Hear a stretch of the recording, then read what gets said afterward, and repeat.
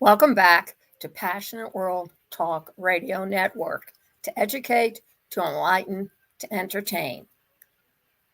On today's podcast, hosted by me, Lillian Cauldwell, lest we forget historical, we're going to be talking about the TSA at the airports and if you're on prescription medication. Not a biggie? Oh, yeah, it is a biggie. Just as important if you're going overseas or traveling within the United States. The Buzz, B-U-Z-Z, capital R, small x, shows that 1 in 9 travelers have had to cancel their trip after having their medication confiscated by the TSA at the airport.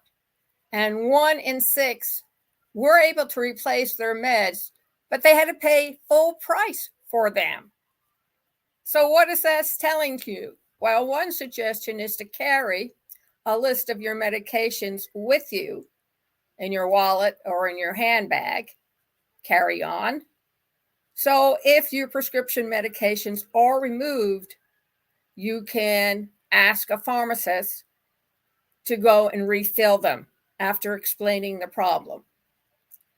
More than 50% of these people surveyed in the Buzz RX said having their medicine increased their stress and anxiety around a trip. And 18% said it forced them to cancel some trip activities. That's pretty bad, folks. What, are we being discriminated now because we're on medication? What's next? Anxiety medication was the most common type to be confiscated, followed by sleep aids and over-the-counter remedies, which means that if you take a lot of vitamins, chances are they will also be removed from your possession. Rodriguez said travelers should reach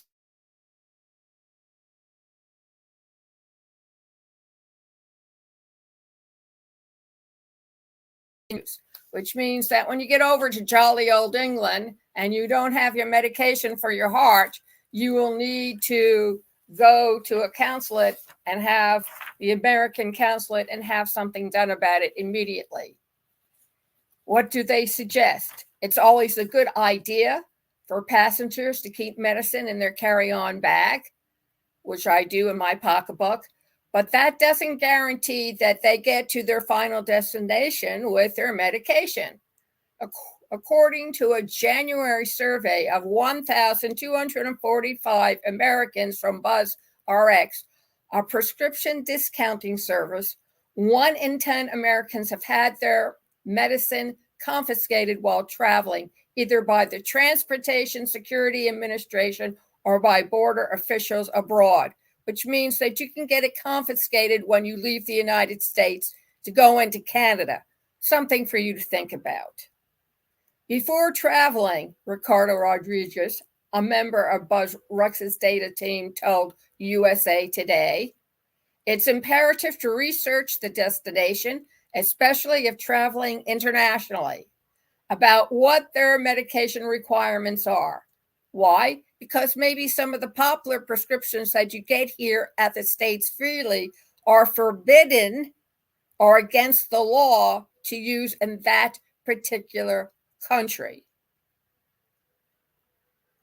Rodriguez explained, as I said already, that some U.S. medications are not approved in other countries, which can make traveling with them complicated. Discuss the issue with your provider would probably be the best thing to do.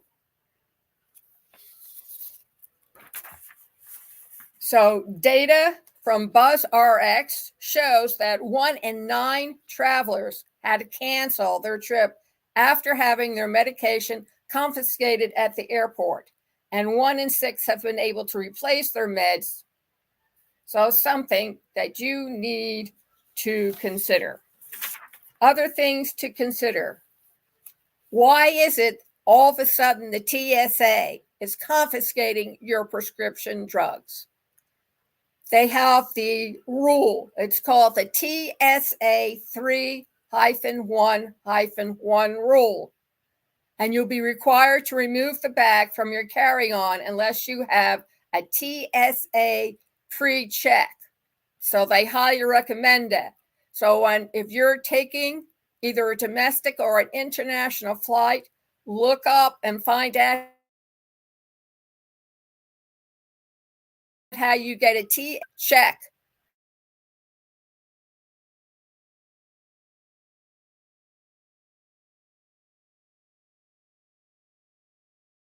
And aerosols.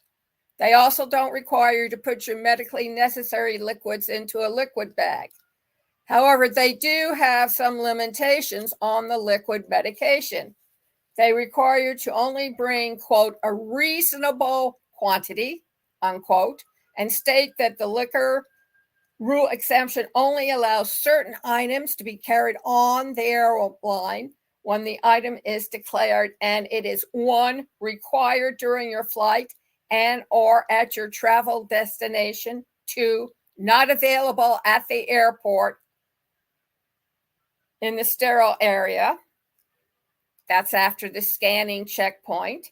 And 3, not available at your travel destination.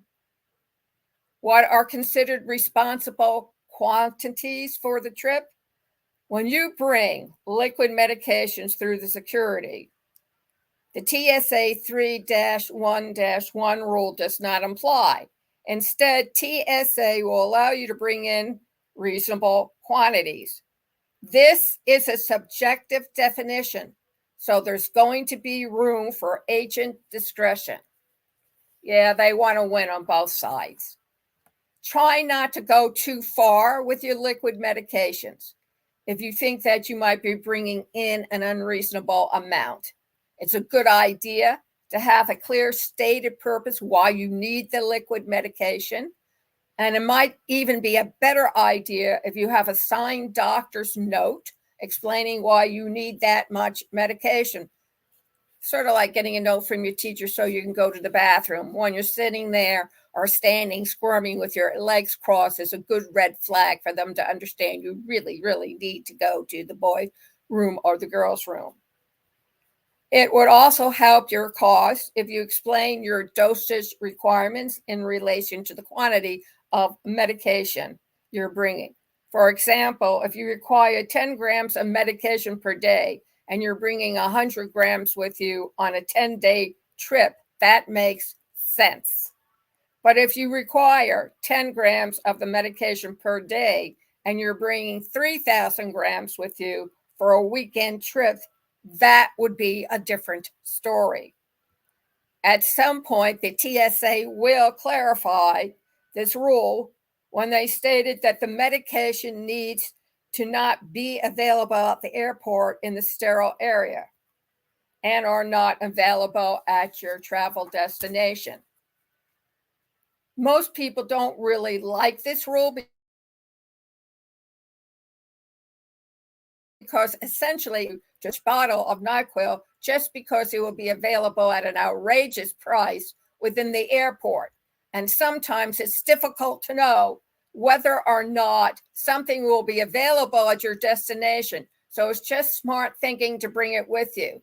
However, those are the laws. Now, the TSA also states that you should notify the TSA agent about your liquid medication before you go through security screening. And the author of the article says, I have flown with liquid medication many times before and have never notified TSA about it, nor have they given me any pushback. There's a prescription on the medication bottle, and that may be it. The TSA does notice your liquids or you tell them about them. The medically required liquids will be subjected to additional screening that include being asked to open the container. They might pour the substance to another container, test it out on a small sample of the medication, or swab it for explosives. So just be prepared, as the Boy Scouts would say, if you're asked to do that. You will not have to put your liquid medications into a Ziploc bag. Stuff for you to know about the ruling. I never knew about it, so it's something you should keep in mind. Next week, we'll go into how to pack your medication for a flight on a carry-on or on a checked bag. I want to thank you very much for joining us. Unless we forget, it's Coracle talking about TSA agents and the removal of prescription drugs, and hope you can join us next week for the continuation. You can see this all over again on youtube.com/PWR Network, PW Talk Radio, on Facebook.com/Mastering Your Communication Skills, Facebook.com/Mastering Your Communication Skills. You can also find it on Facebook.com, Lest We Forget. You can also find it on https:// World Talk Radio Network, and all the LinkedIn, YouTube, Tumblr, X, social media platforms that are available for you to go and listen. Thank you very much for joining us today. And remember, have a great weekend. Thank you.